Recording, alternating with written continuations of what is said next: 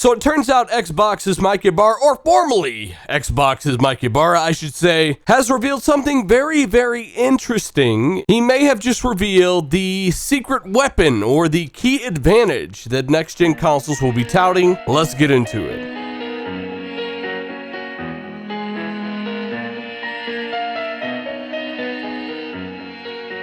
So, here we are again talking about this mysterious feature that not even PC could do. Yes, we are covering this again because we can finally nail it down with the statement here from Mike Ibarra. After what we've covered last Friday, we can nail these things down. Now, of course, if you've been paying attention, you know this has a lot to do with the internal bandwidth of the box. This is something that has to do with the transfer of large amounts of data very quickly, and while it will cause games to boot up extremely quickly as well, it is not limited to that. That's what makes it different. Very fast load times on very big games. Well, there's a reason I continue to dig on this. I've covered this over and over, and yes, it's true. I believe there's something these new consoles will do that PC is yet to leverage. Sue me. As a matter of fact, I think you should be extremely excited for the possibilities of these 3 to 5 second load times on big AAA or at least load hefty games. So yeah, don't be mad, be glad that you can save some time potentially through the power of these increased I/O speeds. So as I said, Mike Ibarra, yes, this Mike Ibarra, yes, that Mike Ibarra. Yeah, well, I'll just speak in broad terms. Games are getting bigger.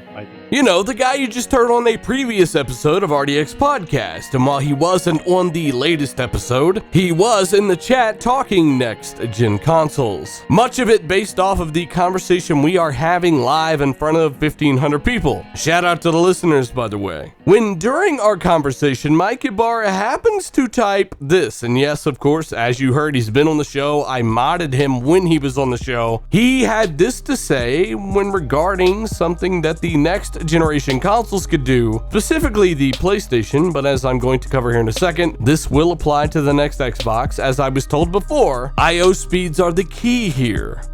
For the media and for fans, and everyone's talking about the Xbox Series X right now. Thank you so much. Mike Ibarra just answered a question I've had for so long. I've heard about this thing that this console's gonna do that PCs cannot do. And Mike Ibarra just hinted at it right here. He says the I/O could be better than anything that PC has ever seen. Now, this is something that I talked about in my last video and something I theorized on for months and months and months. So basically 40 times transfer rate speeds within the box itself. Spencer says input output is always an issue. He says, how do we move both memory and bits around? A 40 times boost in I/O speed. Increased bandwidth for us moving things around on the console compared to the previous generation. We are also giving developers a lot of new capabilities beyond that, trying to virtually eliminate load times. This is something that is happening in the Xbox that PC is currently not seeing. And this is basically the rate of data transfer within the box itself. 5-second load times, 3-second load times on some of these games that now, even on PC, on my 970 Pro 1TB SSD, takes 25 seconds or 15 seconds. This is how they would get these ridiculously fast load times. Now, of course, Mike in the podcast chat uses Sony as an example of this increased I/O speed, demonstrating their extremely fast load times in things like Spider-Man PS4 on PS5. Yes, these things would apply to actual next-gen games as well. And as I just showed you in a clip, Phil Spencer also confirmed this extremely fast boost in I/O speeds, 40 times boost in fact, and the fact that they are attempting to completely eradicate load times altogether. Microsoft are doing the same thing, and this is not the one interview that they've even talked about it in. Aaron Greenberg's talked about it. Phil Spencer's talked about it. I know some people behind the scenes that have really talked about it quite a bit. Add to that Friday's video, Jason Ronald of the Series X team going into detail on it as well, confirming that Series X is capable of this. And as I mentioned here, no load screens. And you know what? That's not even possible on the PC right now. Now, if you do remember, I reported that I was spoken to by somebody directly involved with the Project Scarlett. I was told after E3 that this thing would do something PC doesn't currently do. I'm then given some information on the GPU targets of the Xbox Lockhart and the Xbox Anaconda. Yes, there are more than one, as well as some very intriguing information on load times for something like Sea of Thieves. And this is all running on the development kits for these next generation Series X and Series S consoles. Now, I know what you're thinking, isn't the dev kits more powerful? Well, yeah, they should be slightly more powerful, at least on the GPU side. But when it comes to the hard drive, rather the solid state memory, no, they are now on equal footing. Whereas the Xbox One X's dev kit had an SSD and the retail model did not, the retail model of these next gen consoles will have the same hard drive, which puts them on equal footing. Development kit load times can be taken into account now. Long story short, running on Xbox Lockhart or Xbox Anaconda, aka Series S or Series X, this is the result.